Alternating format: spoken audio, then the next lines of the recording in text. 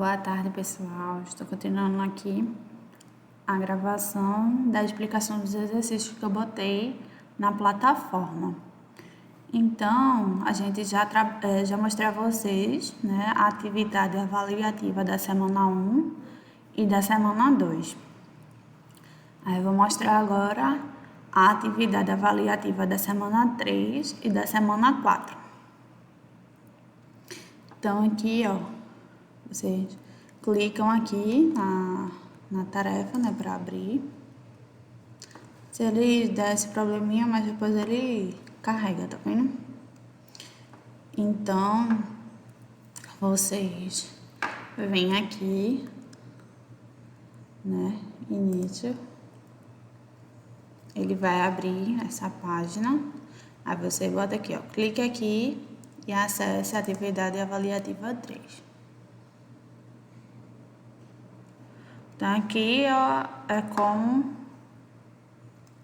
vai estar, né, a atividade para vocês. Então, aqui vocês colocam o e-mail.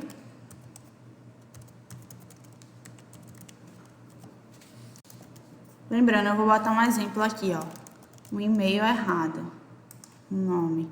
Ele já diz aqui, avisa que precisa ser e-mail válido. Ou seja, se mostrar isso para vocês, é porque vocês estão digitando alguma coisa errada no e-mail.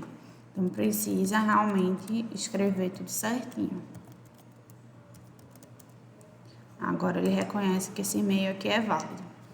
Coloca o nome de vocês. Coloca a próxima.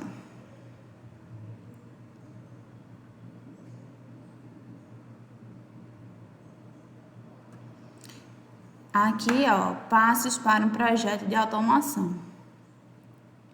Então, aqui são 7 passos para um projeto de automação. Aqui eu já direcionei mais para a área de vocês mesmos, que é automação, como relacionado, né, aos projetos em relação quando se trata de automação. Aí vocês aqui, clicam para assistir o vídeo. Olá, sou Roque Costa, gerente comercial da Avante Automação, e hoje vamos falar sobre alguns passos para realizar o projeto de automação industrial. Podem botar aqui para assistir no YouTube, porque é melhor, né? Porque vocês podem acelerar o vídeo, colocar legenda, outras ferramentas que aqui do formulário não tem como fazer.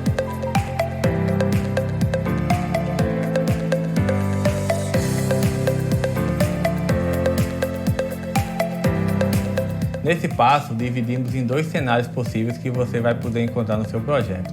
O cenário 1 é um cenário onde você vai implantar um novo projeto na sua fábrica. Será uma nova máquina ou será um novo processo. Nesse caso, você vai ter total flexibilidade para você escolher qual fabricante você vai querer utilizar, qual é a família de equipamentos, qual é a topologia de automação. No cenário 2 já é um cenário diferente.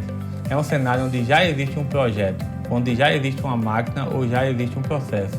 Nesse caso, você vai ter que estudar muito bem quais são os equipamentos que fazem parte daquela automação. Então, nesse caso, foi o passo 2 que a gente desenvolveu ao longo da disciplina, né? Já existia o projeto, né, de bebidas lácteas, e a gente estudou ele e propôs melhorias. Então, geralmente, o técnico de automação vai pegar um problema já existente, né, um processo já existente ou uma máquina que já existe naquela planta industrial, e com o conhecimento que vocês adquiriram no curso, vocês vão começar a propor as melhorias. Mas também vocês podem pegar um projeto do zero, né? E vocês vão fazer os cálculos, dimensionar as máquinas, escolher os fabricantes, fazer os orçamentos para adquirir os melhores produtos com os menores preços. Porque existem situações onde o preço de você fazer uma ampliação de uma automação de equipamentos que já estão fora de linha do fabricante, eles são mais altos do que você trocar toda a automação da sua máquina. Porque equipamentos novos de família... Isso aqui é um problema bem comum, assim, na parte industrial, porque muitos processos, né, as máquinas já saíram de linha. Então, se você por exemplo, essa máquina ter uma falha, apresentar algum problema, para adquirir essa peça vai ser muito mais custo, né? Porque não está mais produzindo essas peças dessa máquina, aí você vai ter um custo melhor, aí você vai ter que avaliar. Porque em alguns casos é mais fácil, né? Mais vantajoso comprar uma máquina nova do que consertar a antiga, porque a antiga o custo é muito caro, porque já saiu de produção. Então esse é um problema bem comum assim em plantas industriais. A família nova ela tem um custo muito mais reduzido, além de você não ter problema com peças de reposição. Então, definindo qual é o cenário, entendendo qual é o cenário que você tem no seu projeto, é o passo primordial para que você siga os próximos passos.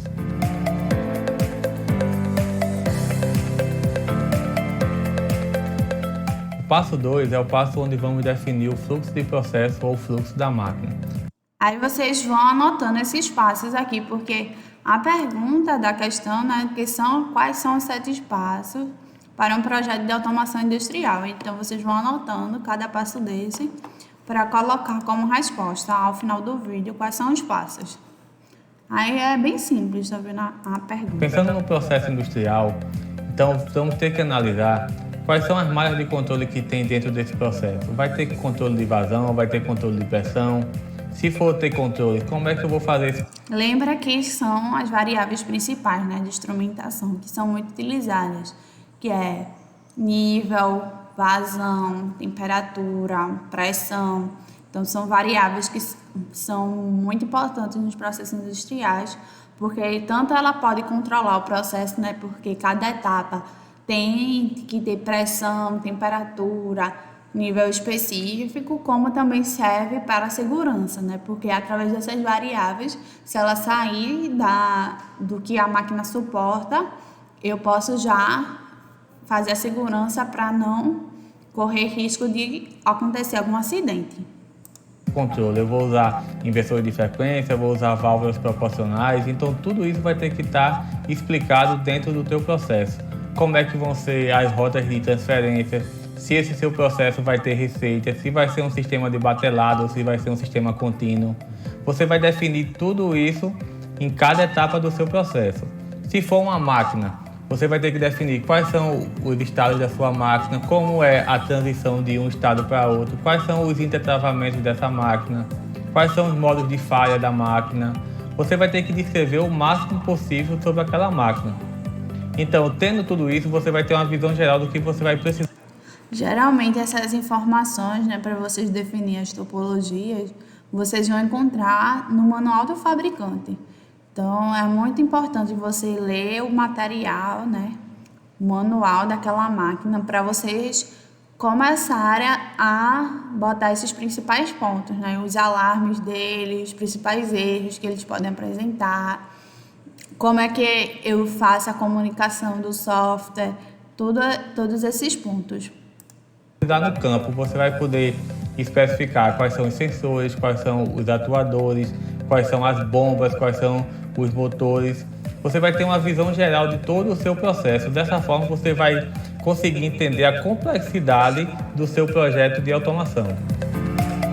Isso aqui é painel com CPU, né? Que é a CPU do computador. Ou a inputs e outputs. Você vai definir as entradas e as saídas, porque é isso que ele falou, né? Dos sensores, dos atuadores. Sensores já é as entradas, os atuadores já é a saída, ou seja, o CLP ou outra forma de controle, né? Outro controlador, vai fazer essa análise e saber a partir das entradas o que vai acontecer com as saídas. Então você tem que definir, fazer tudo isso, né? Quem é as entradas, quem é as saídas daquela planta. O passo 3 é o passo onde vamos definir a topologia do nosso processo. No passo anterior, entendemos como é o fluxo do processo, como é o fluxo da máquina e também fizemos uma lista de entradas e saídas, onde vai estar especificado todos os equipamentos de campo.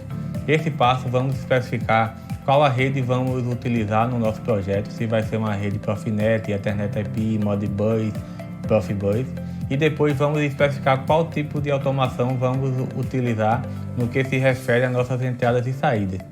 Podemos ter uma automação centralizada, ou seja, aonde tem o painel da CPU terá todos os I/Os junto com essa CPU, e podemos ter uma automação descentralizada, que seria um painel com a CPU e distribuir remotas pelo campo, de forma que o I/O seja descentralizado. Dessa forma você tem uma facilidade de poder ajudar a equipe de manutenção quando tiver manutenções corretivas futuras, e além disso você pode economizar dinheiro na parte de projeto no que se refere à instalação elétrica. Definindo isso, Então, sempre é bom fazer essa folga, né? Pensando no futuro, porque tanto quando você faz a parte elétrica, né? Você sempre deixar espaço para colocar mais disjuntores, como também projetos, projetos de automação, porque você sempre pode ampliar, né? E a perspectiva, uma fábrica, ela quer sempre ampliar, né, o mercado. Então, você já tem que pensar nisso para deixar essa folga, porque se você não pensar nisso a princípio, vai ser mais caro depois ampliar, se você não pensou desde o começo isso. Então, é muito importante ter essa atitude, né, esse pensamento de sempre deixar essa folga. isso você vai partir para a sua CPU. Uma CPU você vai analisar de acordo com a quantidade de entradas e saídas que você vai ter no seu projeto, seria um ponto. Outro ponto seria a quantidade de nós de rede que você vai ter dentro desse seu projeto, ou seja, quantos nós de rede ela vai se comunicar, que é um fator limitante de acordo com a CPU. E também você tem que analisar, terceiro ponto, que seria o ponto de esse projeto que você está fazendo, ele terá ampliações futuras, ele corre o risco de ter ampliações futuras. Então, se ele corre o risco de ter ampliações futuras, você tem que especificar uma CPU um pouco maior para que no futuro, quando tiver um novo projeto, você não tenha que trocar essa CPU. Então, tendo esses três pontos, você tem como definir qual CPU você vai usar no seu projeto. Tendo a CPU, tendo qual é a rede, tendo quais são os equipamentos, você define qual a topologia do seu projeto.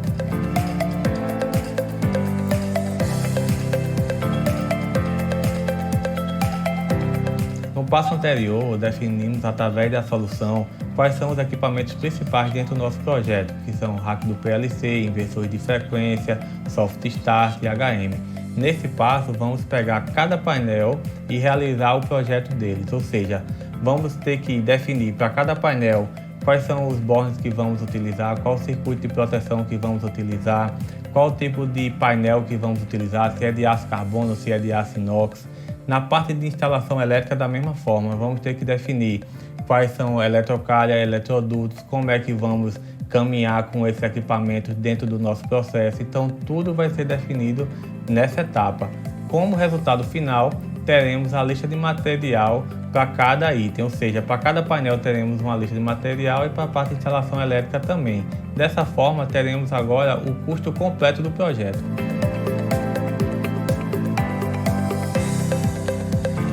O passo 5 é o passo do desenvolvimento dos aplicativos, tanto de PLC como da IHM. Você vai pegar aquele fluxo de processo que fizemos nos passos anteriores e vai transformar numa linguagem de programação, que a depender do fabricante você pode programar em ladder, linguagem de blocos, linguagem STL, entre outras. Na parte de IHM, da mesma forma. Se é um processo novo, você vai tentar usar os padrões que aquela fábrica usa em tela. Se é um processo que já existe, você vai pegar o backup daquele IHM ou daquele supervisório e vai desenvolver novas telas para que você use o mesmo padrão. No caso, o backup, né, é muito importante nas empresas vocês terem acesso a isso. E quando vocês programam, né, também quando botar um novo programa, ter esse backup do novo programa. Porque é muito comum fazer alterações no decorrer porque apresentou alguma falha. E se você não tiver o backup, você não vai conseguir recuperar. Porque uma vez que muda, ela não volta, né? Depois que você salva. Então, você tem que ter o backup para ver as condições antes das suas alterações. Duas dicas importantes que eu queria deixar. Quando você for programar o PLC, é importante que você use simuladores. Cada fabricante já tem um simulador de lógica. Porém, existem alguns simuladores que também simulam máquinas, e é uma das videoaulas que iremos falar nos próximos vídeos. A segunda dica é, se você vai programar um processo, se você vai programar uma máquina, se você vai ampliar ela, então converse muito com os operadores, porque eles sabem algumas particularidades que, como eles estão lá no dia a dia, vai ser muito mais fácil você entender aquele processo ou aquela máquina a partir do que eles vão falar.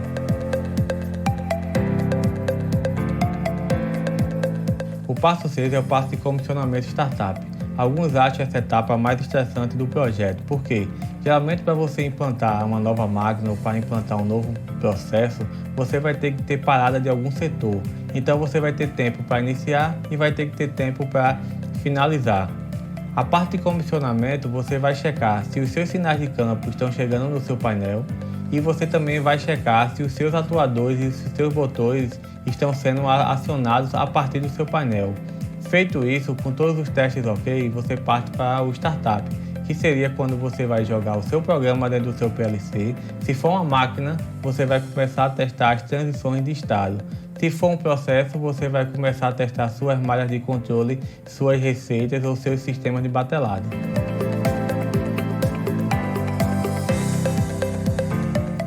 Essa parte de comissionamento é muito importante também, porque é a ver se realmente o seu programa está funcionando e está atendendo às exigências que foram impostas pelo cliente, né? E também é importante que você simule isso antes, por quê? Porque na simulação você já consegue identificar possíveis erros para diminuir o máximo possível para implantar na fase de comissionamento.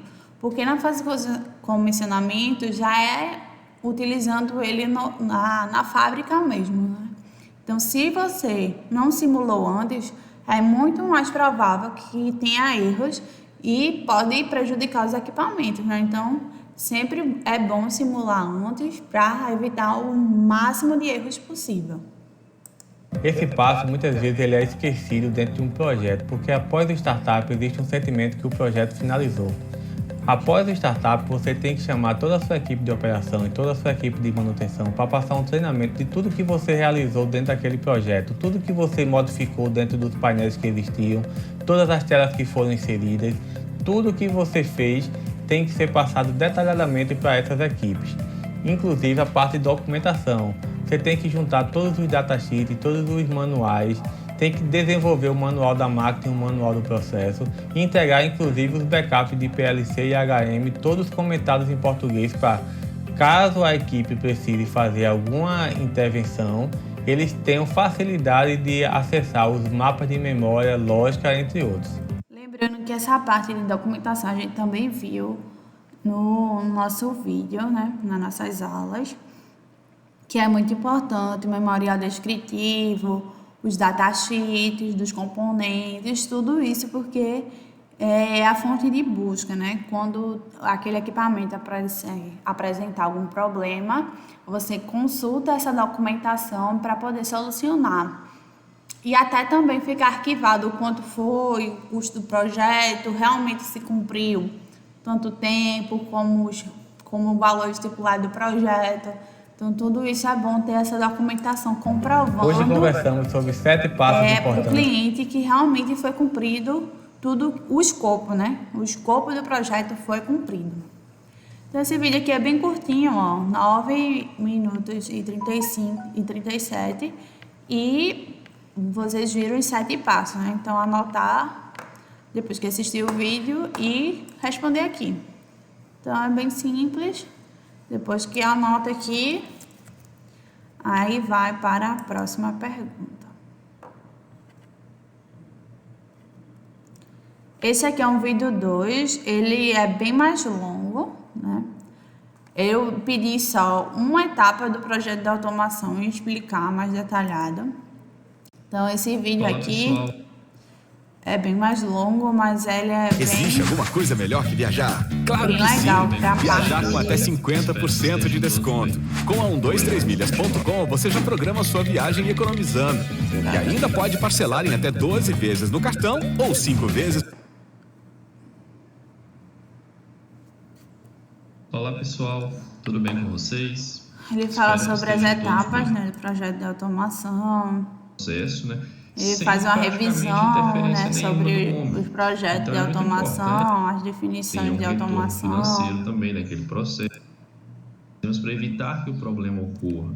Então sempre temos que pensar na manutenção Fala quando vamos fazer um sobre projeto e a área de instalação daquele vocês, sistema né? de automação. O que vocês têm que fazer. Precisamos treinar o pessoal técnico e operacional para operar aquele novo resultados, tanto a curto prazo quanto a médio e longo prazo. Ele Curto fala, prazo né, aqui seria sobre o desenvolvimento garantir do os projeto, né? resultados, Médio prazo né, do seria a projeto. instalação, ou só fazer ligar um motor com botão. Não, mas sim a ordem Em que você relação vai fazer também à aquelas estruturação e etapas, né? organização das E a organização ações, sistemática né? disso vai A garantir redução dos a longo ajustes prazo um e sucesso muito correções, maior. né? E Pode ser todo, obtido você também vai por falar assim, mas para eu fazer simulação. esse projeto Então ele vai imprevistos, você falando que é diminui muito a 36 minutos, realmente. Esse imprevisibilidade aqui do foi seu o mais longo que eu botei para computador aqui, mais vocês, rápido, vai porque eu colocar achei travessuras bem diferentes para calcular a importante, porque ele velocidade. detalha Aí você fala, beleza, vou fazer um bastante essa projetinho aqui, parte de eu da instrumentação. bomba e etc. Né? Ele Então dá até você aqui algum torna-se exemplo o cliente, digamos assim, de problemas. pressionado para desligar a sirene. Aí Minhas é bem variáveis de legal entrada e as minhas das variáveis de entradas, saída. né? Tá? Então aqui a gente tem um exemplo, né? As variáveis de entrada, o símbolo que a gente deu, H, L, F, D,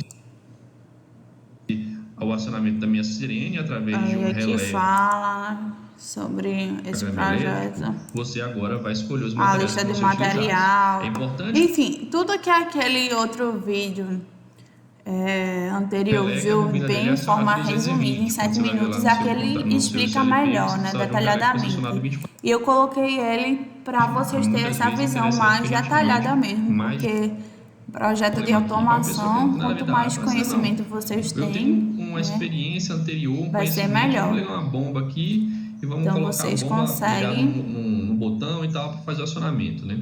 E aí até consegue Aí ele fazer um fala aqui diagraminha essa elétrico questão, lá, né, mas na hora de de programar o a CLP, quem vai programação é um programar o CLP pra gente? diferencial, Quem né, que de tem esse vocês, conhecimento para fazer profissionais isso? de Então esse é um automação. Por diferencial. quê? Porque quando vocês sabem programar bem lá, Graph 7, em C, ou seja, outras ferramentas de programação, né, outras linguagens de programação, vocês vão se tornar profissionais mais diferenciados no mercado. E isso vai ser muito bom para vocês, porque vocês vão ganhar melhores salários, vão ser mais competitivos, provavelmente não vai faltar emprego, né? Que as empresas buscam esses profissionais que têm mais conhecimento na área. Então, realmente é bem importante o profissional dominar essas linguagens de programação.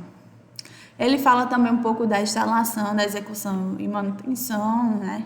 Já a partir do comissionamento, então ele detalha mais.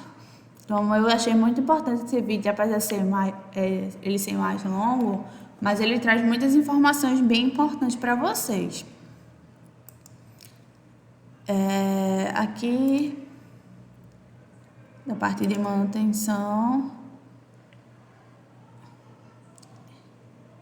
a parte do treinamento, né? Porque vocês vão ter que ter treinamentos para isso, né? Quando uma máquina nova chega, geralmente é dado treinamento para se operar com aquela máquina, saber manusear ela, fazer a manutenção.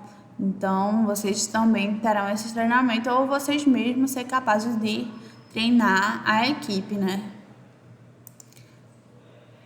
Então, isso aqui é bem resumido. Você pode escolher um desses temas, né, uma dessas etapas desse projeto e detalhar melhor ela.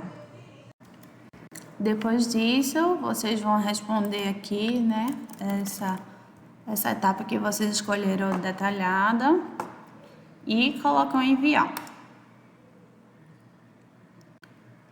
Aí vocês vão enviar, às vezes ele pode pedir isso aqui, aí pede faixa de pedestre, selecione toda a imagem de faixa de pedestre, que é uma forma de segurança do Google. Você responde, depois que não aparece mais, você verificar, aí teste é respondido com sucesso. Então, vamos voltar lá na plataforma. Então, já mostrei aqui, essa aqui é a atividade avaliativa da semana 3. Coloca sair. Aí, volta. Agora, atividade avaliativa da semana 4. Então, tá aqui, ó. Então, tá aqui a atividade avaliativa. Vocês clicam. Aí, clica aqui e acesse. Então, sempre vai ser o mesmo esquema. Vocês vão ter que colocar um e-mail válido.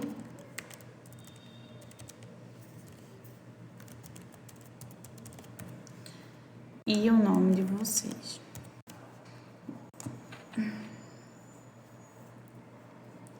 Aí, aqui, ó, essa semana 4 falou sobre a integração dos dispositivos. Então, eu vi esse vídeo aqui, né, bem simples, bem curtinho, mas é bem importante que essa parte disso vai vir. Deixa eu botar aqui no YouTube para vocês, que fica melhor. Gerencie sua equipe e distribua as tarefas como quiser com o Hanhanity. Quer ver as etapas? E depois pula.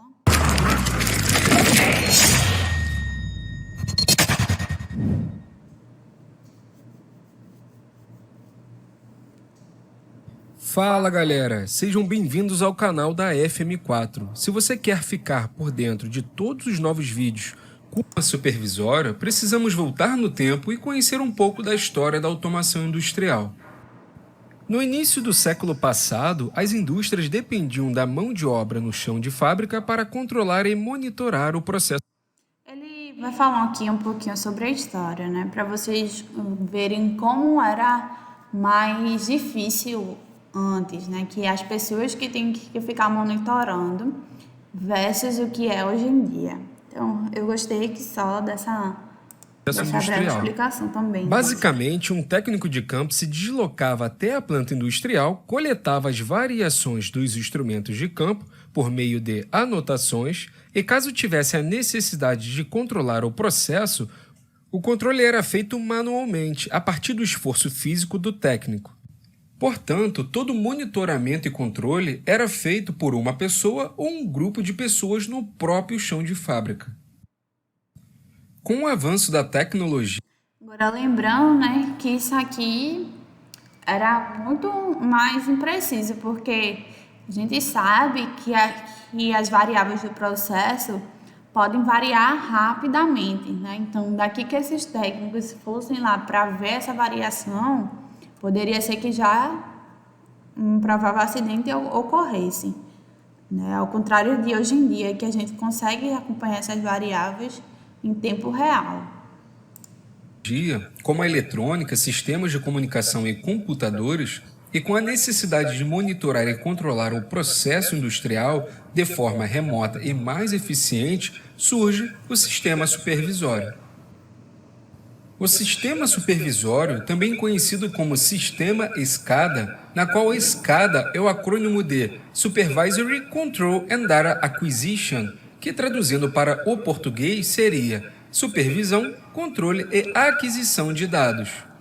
É uma arquitetura de sistema de controle que tem por objetivo monitorar, controlar e armazenar variáveis de um processo industrial, na qual todo esse monitoramento e controle é feito a partir de uma central de operação, também conhecida como sala de supervisão e controle. Bom, basicamente, um sistema SCADA é composto por 3 principais elementos: a central de operação, o sistema de comunicação e as estações remotas, na qual cada um desses elementos são compostos por subelementos. Por exemplo, a estação remota pode ser um CLP, RTU ou um instrumento inteligente. A central de operação normalmente é dentro de uma sala de controle, na qual possui diversos monitores, servidores, o software SCADA e etc. Bom, para entender melhor um sistema SCADA, precisamos olhar para a pirâmide da automação industrial. A pirâmide da automação industrial é uma representação dos diferentes níveis da automação em uma indústria. É uma ótima maneira de dar sentido a toda a complexidade de um sistema de automação industrial. O primeiro nível é o nível 1, também chamado de nível de campo. ou chão de fábrica. Este nível tem dispositivos, atuadores e sensores que são encontrados no campo ou no chão de fábrica. O nível de campo é o piso de produção, onde ocorre o trabalho físico e o monitoramento. Lembrando também, né, que no PID, dependendo do formato que está a tag, ele também consegue identificar se esse equipamento está no chão de fábrica, está no controle, na supervisão, né? Algumas partes ele consegue identificar também pelo diagrama, né, onde ele está localizado na planta industrial. Ou seja, válvulas, motores elétricos, atuadores hidráulicos e pneumáticos para mover máquinas, chaves de proximidade para detectar movimento de certos materiais, são alguns exemplos no nível de chão de fábrica. O nível 2, também chamado de nível de controle, é o nível composto por equipamentos de controle, como os controladores, também conhecidos como CLP ou PLC, e também as RTUs, que quer dizer Unidade Remota de Telemetria. Neste nível é onde acontece o controle e manipulação dos dispositivos do nível de chão de fábrica, que realmente fazem um trabalho físico. Os controladores recebem informações de todos os dispositivos do nível de chão de fábrica e, a partir da lógica de controle configurada no CLP, o mesmo toma decisões sobre quais saídas ligar para completar a tarefa programada. O nível 3, também chamado de nível de supervisão, este nível é composto pela arquitetura SCADA. Basicamente, SCADA é essencialmente a combinação dos níveis anteriores utilizados para acessar dados e sistemas de controle a partir de um único local. Todo esse monitoramento e controle é feito de uma interface gráfica do usuário para operadores. É importante ressaltar que a arquitetura SCADA permite monitorar e controlar vários sistemas a partir de um único local. Ele não está limitado a uma única estação remota. Então, a partir de... Isso é bem importante, né?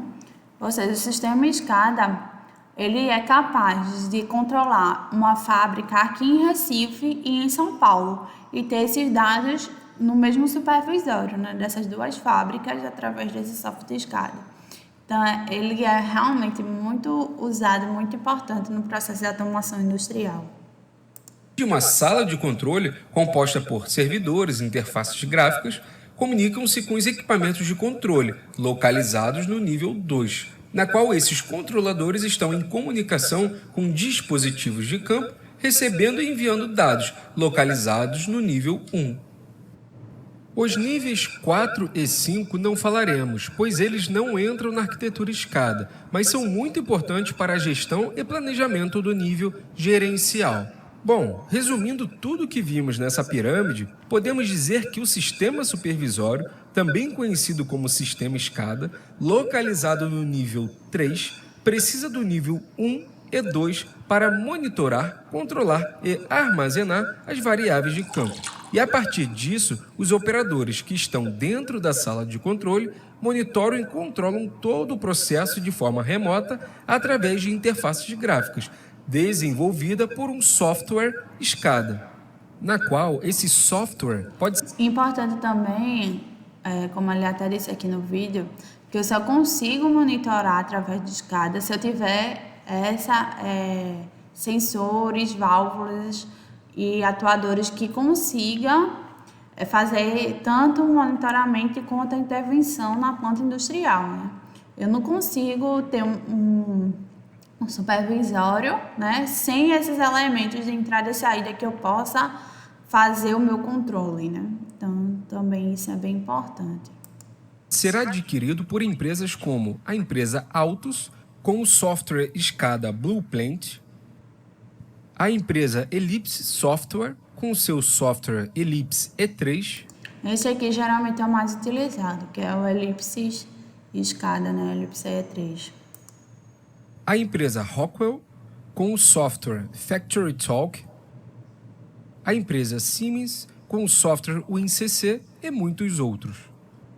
Ao utilizar sistema SCADA, as organizações podem controlar seus processos industriais, de forma remota e interagir diretamente com equipamentos individuais, como motores, bombas, sensores e toda a linha a partir de uma central de operações. Em alguns casos, esse sistema pode controlar automaticamente equipamentos com base nos dados recebidos. Os sistemas escadas também permitem que as organizações monitorem e elaborem relatórios de seus processos, com base em dados em tempo real e arquivem os dados para posterior processamento e avaliação. Bom, galera, a arquitetura... Então, você é muito importante, né? Você consegue até fazer um relatório, saber se as máquinas estão realmente operando da forma correta, se os níveis estão de acordo, né, com a segurança. Então, realmente é muito, muito importante para o técnico de automação ter esse conhecimento no sistema supervisório. Então, a pergunta aqui que eu botei na tarefa é bem simples, né? O que é um sistema supervisório SCADA? Que ele fala bem no começo, aí você responde aqui e vai para o próximo.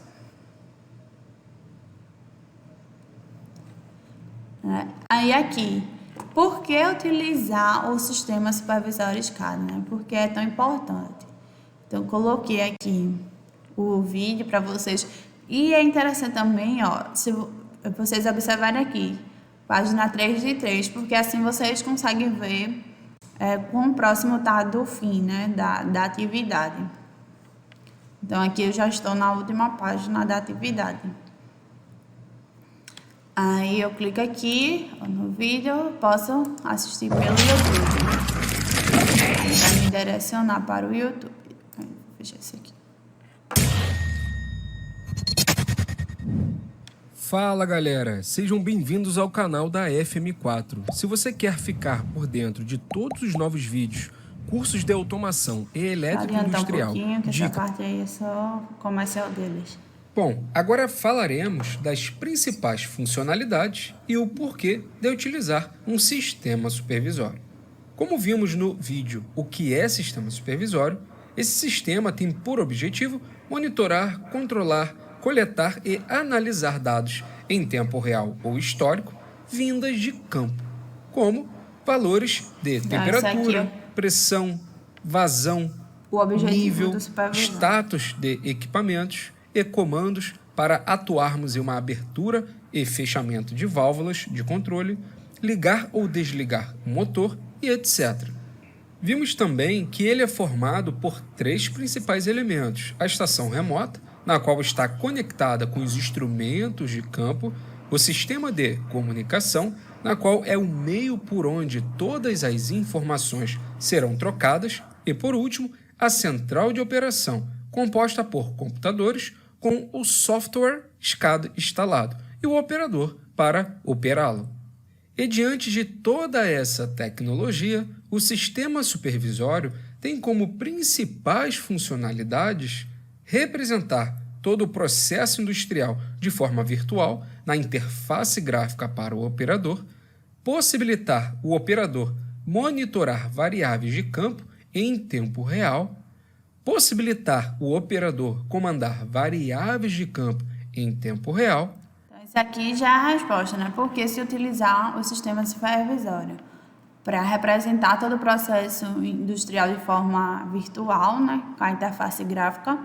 Então, você tem a tela que mostra todo o processo industrial, além de possibilitar o operador, que é as pessoas que estão nessa sala de operação, né? Nessa central de operação, a monitorar as variáveis em tempo real, além de comandar, né? Eles podem monitorar e comandar também. Registrar em bancos de dados. Além também de registrar no banco de dados, ou seja, todas essas informações são armazenadas no banco de dados e você consegue ficar acompanhando essas variáveis, fazer até histogramas, né? Dessas variáveis. O operador poderá consultar as variáveis de campo armazenadas no banco de dados, criar relatórios gráficos das variáveis de campo, criar e gerenciar alarmes e eventos de cada variável de campo, criar receitas, criar gráficos de tendência para o monitoramento de uma variável de campo, criar controle de acesso de utilização do software escada. Ou seja, além de ser seguro, né? Porque além de tudo isso, dos gráficos, dos relatórios, do monitoramento dos alarmes, você no supervisório consegue colocar login e senha. Ou seja, não é qualquer pessoa que vai ter acesso a essas informações, né? São informações confidenciais que só pessoas autorizadas terão acesso. Ou seja, cada usuário precisa logar no software com o seu próprio login e senha. Permite o controle automático do processo industrial de forma remota, por mais que isso não seja recomendado, e outras diversas funcionalidades que podem variar de acordo com as tecnologias aplicadas no sistema. Se você tem... Então, isso aqui, o processo industrial de forma remota, ele não é muito aconselhável porque você não está visualizando o que está acontecendo lá, né? Apesar do sistema supervisório mostrar os valores, o mais seguro mesmo é você estar lá no processo e fazer esse controle variável, mas nem sempre é possível, né? E às vezes é até mais seguro ser feito de forma remota porque o local tem bastante periculosidade, né? Então ele é uma área classificada, como a gente viu na aula. Então a forma remota se torna mais seguro, mas mesmo assim tem esse dilema, né? Fazer essas variáveis de forma remota ou não. Por exemplo, quando você faz esse controle de forma remota e tiver operadores lá no local, é sempre importante você avisar ele que fez essa alteração, para que ele fique ciente disso, né? Não pensar que é alguma coisa no processo que aumentou, diminuiu. Ou seja, ele já está sendo informado que foi você que fez, né, de forma remota aquela alteração naquela variável. Se tem interesse em entender melhor cada uma dessas funcionalidades, acesse o nosso site e conheça o nosso curso de... Agora eu te pergunto, diante de todas essas funcionalidades, por que as empresas utilizam um sistema supervisório? Para quem é da área de operação, processo e produção de uma indústria ou fábrica, já consegue imaginar de que forma todas essas funcionalidades podem ajudar no dia a dia, pois eles são os principais responsáveis por tornar a planta industrial cada vez mais eficiente. Desse modo, diante dessas funcionalidades e a necessidade de se ter uma planta industrial funcionando de forma eficiente e segura, o sistema supervisório permite que uma organização estude e antecipe cuidadosamente a tomada de decisão de forma mais rápida e precisa, automatiza de certa forma as tarefas comuns, tediosas e rotineiras executadas por humanos no chão de fábrica, o que aumenta ainda mais a produtividade, melhora a gestão de falhas críticas das máquinas em tempo real e minimiza a possibilidade de desastres ambientais. Permite monitorar e controlar processos industriais em locais de difícil acesso ou com um grande deslocamento geográfico, na qual a mão de obra é insuficiente, cara e perigosa para executar. Beleza? Então esses são os principais porquês. Então aqui está a resposta de por que se utilizar o sistema supervisório, né? Porque todas aquelas vantagens que a gente viu anteriormente vai proporcionar isso, uma melhor tomada de decisão, vai automatizar as tarefas, vai auxiliar nas falhas críticas, né? Melhorar. Além dos desastres ambientais, né? Vai prevenir que não ocorram esses desastres ambientais e ajuda até nas áreas que é de difícil acesso. Então, você coloca isso aqui, ó, aqui na pergunta, você escreve e envia. Aí ele vai aqui, hidrante. Você coloca hidrante. Ok, enviou. Respondido com sucesso. Então, você já fez aqui a atividade avaliativa da semana 2, da semana 3 e da semana 4. Eu expliquei todas as atividades que vocês estão na plataforma para vocês fazerem. Agora eu vou explicar essa parte aqui dos SCORMs, né? Então, vocês têm aqui, esse aqui eu acessei, né, antes. Então, vocês vão entrar aqui. Quando vocês vão acessar, vai ficar essa marcaçãozinha. Então, aqui ele mostra, né, a apostila, né, de desenvolvimento de sistemas de controle. Aí você vai passando aqui. Né? Então, ele fala para vocês, né, lembra das atividades que vocês têm que fazer, da equipe pedagógica, né, que são os tutores, que somos nós, que estamos à disposição de vocês para tirar as dúvidas, o que vocês precisarem, né? Tem também, ele mostra aqui, né,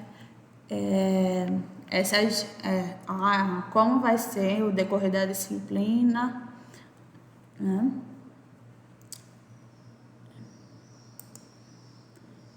Aí ele fala, né, que você vai integrar suas capacidades técnicas, sociais e organizativas e metodológicas, né, desenvolvidas ao longo do processo. Então, foi que a gente pôde trabalhar no decorrer da disciplina. Então, a gente teve a etapa de planejamento e análise da viabilidade do projeto, que foi justamente a primeira e a segunda semana, né? Também vocês podem fazer o relatório final, né, para apresentar o fechamento dos dispositivos automáticos que foram utilizados, né? E desenvolver um manual de instalação e operação para o fechamento automático das garrafas da bebida láctea. Então, você pode também fazer isso como aprofundamento da disciplina. E aqui ele fala um pouco sobre os exercícios, né? Sobre os conhecimentos que vocês vão adquirir, né? Que foram através de animações, de experiências, dos vídeos, de hipertextos, né? Links. E também a ordem de serviço, né? Que descreve a especificação técnica, o detalhe construtivo. Então, quando vocês vão trabalhar na fábrica, vocês vão ter muito isso, que é a ordem de serviço, que é a especificação técnica, esses detalhes construtivos, procedimentos que vocês têm que fazer, que vai orientar vocês na execução do serviço.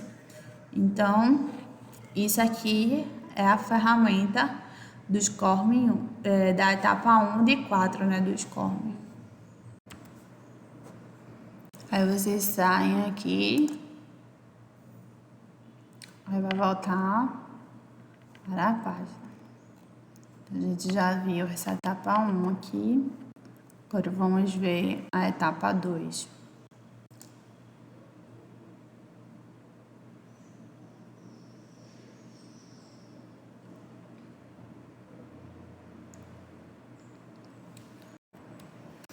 Então, aqui nessa etapa, vai desenvolver o planejamento e a análise da viabilidade técnica do dispositivo de fechamento automático de garrafas de bebidas lácteas, né? Então, ele fala aqui um pouco sobre isso, sobre essa etapa, né? E aí você coloca, depois você dá uma lida, você coloca o próximo. Então, a empresa solicitou um novo projeto e o que fazer. Então, a gente viu, né, que a primeira etapa é a parte do planejamento, né?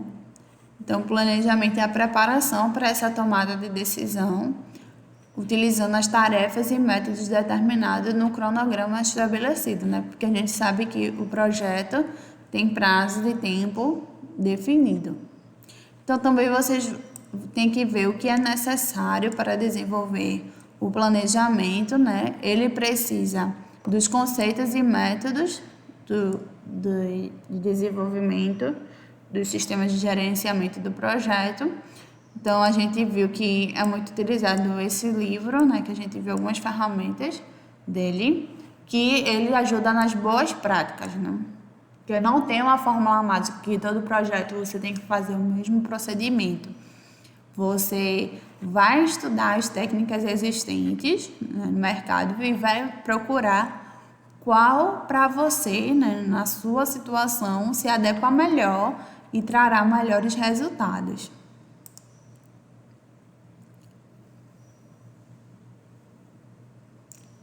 Então, depois aqui, faz o planejamento do projeto, que vai ser os processos de gestão de projetos, selecionando pela equipe, né? Vai selecionar as pessoas que vão fazer parte desse projeto, o nível de implementação de cada projeto selecionado, as descrições das ferramentas e técnicas que vão ser utilizadas, os processos, né, selecionados que vão ser necessários, o trabalho que será executado, as mudanças que também tem que ser monitoradas, ou seja, se algo não for de acordo com o previsto, você tem que monitorar essas mudanças para não afetar no prazo do projeto. A integridade da linha base, né, da medição de desempenho. Então, a gente viu que a linha base é aquela linha que a gente faz no MMC Project, que é o nosso projeto inicial. Mas aí a gente faz adequações no decorrer, mas tem que sempre verificar que o prazo esteja atendido. A necessidade de técnicas de comunicação entre as partes interessadas, então, sempre ter essa comunicação com o cliente, com a equipe que está trabalhando no projeto, para que realmente todo mundo esteja alinhado, né? Todo mundo esteja conversando para atingir os objetivos, além da análise dos riscos do projeto, o ciclo de vida do projeto, né? Então, as primeiras revisões, né, de gerenciamento do projeto, então tem que ter tudo isso. Aí aqui, esse plano, né, do projeto tem que responder essas perguntas aqui. O que deve ser feito, né? Então, o que deve ser feito? O que é que eu quero fazer com esse projeto? Então, depois, como deve ser feito, né? Como eu vou fazer esse projeto? Quem é que vai fazer? Qual é a equipe que vai fazer? Quem são os integrantes do meu projeto e vai fazer cada parte? E quando será feito? Ou seja, qual o prazo que isso vai acontecer, né? Desse projeto. Então, a gente viu cada um desses aqui, né? Ele faz o detalhamento de cada um, que a gente viu, que é a integração do projeto, o escopo, a relação de tempo, de custo, de qualidade, recursos humanos, de comunicação, de risco do projeto, né? E de aquisições do projeto. Então, ele fala até dessa ISO 10.006/2013, que é uma norma, né, internacional específica para a gerência de projeto, que ela trata, né, aplicável para projetos que têm complexibilidades variáveis, pode ser de pequeno porte ou grande, de curta ou longa duração, né, em diferentes ambientes. Tá? Essa é a norma de certificação. Aí, na semana 2, a gente começou a estudar a análise de viabilidade econômica do projeto, porque a gente viu que como ele tem um custo definido, né, no projeto, quanto eu tenho que gastar, a gente viu essas várias ferramentas, o investimento, a diferença de investimento financeiro para investimento capital, né? A gente viu também a questão do fluxo de caixa de entrada, né, que é inflow, e de saída, que é outflow, que é os pagamentos, né, as compras, e o inflow é tudo que está sendo investido na empresa, né? Então, a gente viu essa questão do fluxo de caixa. A gente viu também o payback simples, né, que é um método muito utilizado, que é bastante indutivo, né? Então, a gente viu como calcula, eu trouxe até algumas questões de concurso, uma questão de concurso, né, fazendo esse exercício. Tem também o payback descontado, que já leva em consideração os juros, né, a variação. O payback simples, ele considera a taxa constante. Já o payback descontado, ele já mostra a diferença do dinheiro no tempo, né? Ele já tem influência do poder aquisitivo, né? Em relação no Brasil, que geralmente é a inflação. Ele considera a inflação no decorrer do tempo. E tem o valor presente e líquido, que é um dos métodos mais utilizados, né? Que ele também utiliza alguns conceitos do payback descontado, mas esse método ele informa se tem lucro, né, ou prejuízo. Então, consegue ter mais informações, por isso que ele é um método mais utilizado, um dos métodos mais utilizados. Então,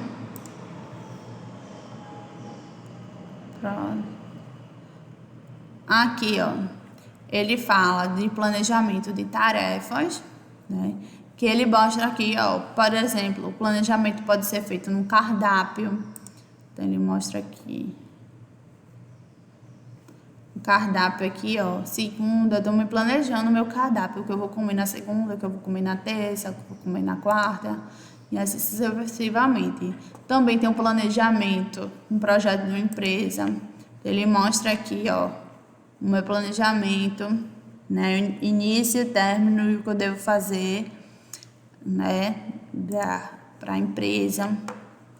Também tem o planejamento das tarefas, né, da empresa. Então aqui, ó, descrição, responsável, início e fim, se foi ok ou não. Então, tudo isso aqui a gente viu, né, utilizando o MS Project. Eu expliquei passo a passo a vocês como faz, né. Aqui, ó, a planilha de ferramentas, certo? Também é muito usado Excel se for em pequeno porte, o MS Project para mais de grande porte, né? Quando a empresa é um projeto grande, que fica mais fácil de acompanhar pelo MS Project, que é um software específico para isso, de gerenciamento de projetos. Aqui ele mostra o cronograma de atividades, né? Ele dá alguns exemplos. Você, técnico, selecionou um processo adequado, identificou as tarefas que tem que ser realizadas. Ele está dando alguns exemplos de cronograma de tarefas.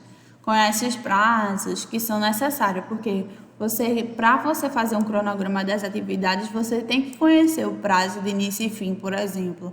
Porque senão não tem como você fazer o cronograma. Você tem que saber a quantidade de pessoas que vai fazer o trabalho para poder, ó, então eu tenho 5 pessoas, então no primeiro dia, 2 dias, vou utilizar 2 pessoas, 3 pessoas. No outro dia, se eu utilizei 3, aí ainda tem 2, para poder fazer o cronograma. Então aqui, ó, ele dá um exemplo do cronograma de estruturação, né, em que ele vai dizendo cada etapa, a quantidade de dias que vai ser feita aquela etapa do projeto. E aqui é o outro, né? Então, aqui, ó, as etapas e o que vai ser realizado. Então, tem tudo isso que tem que ser analisado, né? Determinar os prazos, avaliar os resultados, conduzir reuniões periódicas, porque é muito importante isso. Eu disse até para vocês, né, na primeira aula, o Trello, que você consegue acompanhar quem está fazendo o que parte, para ficar mais fácil gerenciar isso. Mas é muito mesmo assim, mesmo com essa ferramenta, é bom ter a reunião, porque pode esclarecer dúvidas das pessoas da sua equipe que não está sabendo guiar aquela etapa do projeto, e você tendo essa reunião, você consegue ajudar e acompanhar melhor.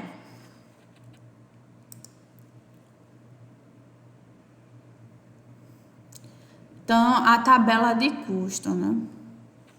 Então, ele mostra até aqui uma situação. faltou planejar. O orçamento é apenas 1 metro de ponte. Teremos que refazer o planejamento. 1 metro em 1.000 metros. Ou seja, ele fez a ponte que... deixa eu ver se eu consigo fazer mais devagarzinho aqui. Ou seja, fez o planejamento, mas ficou faltando um pedaço para fazer o resto da ponte, né? Então, realmente, se você não planejar, fazer os custos corretos, você não vai conseguir fazer toda a execução do serviço, porque você não organizou direito os custos que teria que fazer o projeto. Aqui, ó, os custos para cada parte, o que vai ser gasto com cada etapa. Aqui é outro exemplo também, o item, a unidade, a quantidade, o preço, né? Então, ele mostra até aqui, né?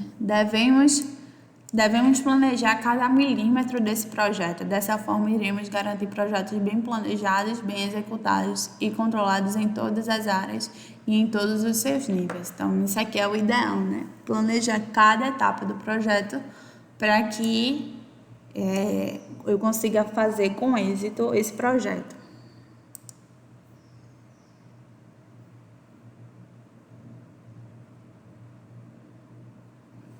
Aqui é um exercício.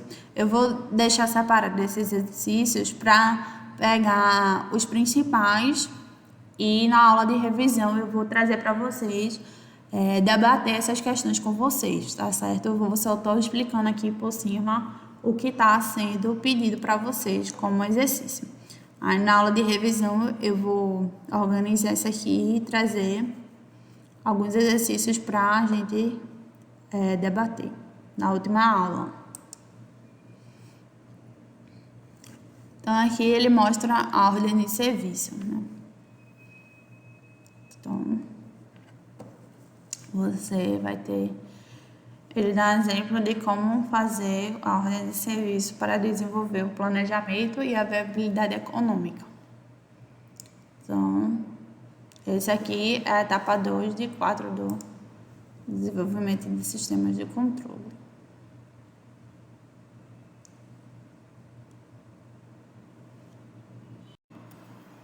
Então, eu vou parar a aula por aqui. Na próxima aula, eu vou explicar o SCORM 3 e 4 e trazer algumas questões para debatermos do SCORM, beleza? Então, qualquer dúvida, pessoal, eu estou na plataforma para solucionar e ajudar vocês, certo? Por favor, não deixe para a última hora para fazer as atividades, para vocês serem aprovados na disciplina, tá certo? Qualquer coisa pode contar comigo. Então, boa semana para vocês e estou aqui disponível na plataforma para ajudar vocês também em qualquer dúvida. Até a próxima!